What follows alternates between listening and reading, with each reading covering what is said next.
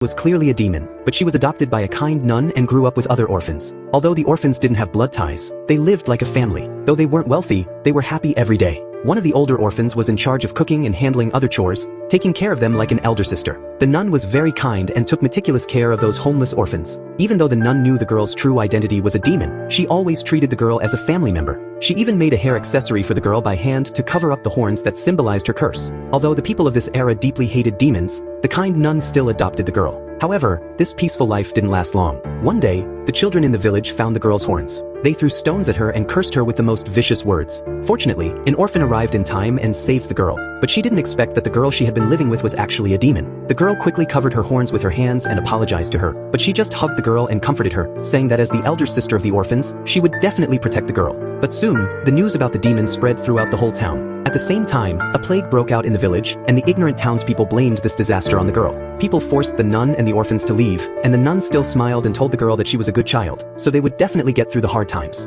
The nun opened the door and pleaded for the girl, saying that the girl was kind and would never kill others. But the villagers didn't want to listen to her explanation. They just wanted the demon to die. To protect her family, the girl was about to surrender herself to the townspeople, but her elder sister told her to run out of the town quickly. Since the other two orphans didn't have enough physical strength, the elder sister needed to stay to protect them. She promised the girl that they would be reunited soon. The girl ran out of the church with tears welling up in her eyes, but it wasn't long before the townspeople appeared nearby. From their conversation, the girl realized that the nun and the orphans were in danger. She regretted it very much and decided to go back to save them, offering herself in exchange for their safety. She hurried back to the church, only to see a hellish scene. The nun was hanging above the entrance of the church, and the blood of the other children had stained the steps red. At that moment, the girl's world completely collapsed. She didn't understand why humans were so cruel. She broke down instantly. In despair and anger, this once helpless demon finally awakened her true power. When the girl opened her eyes again, everything around her had turned into ruins. She had destroyed the whole town.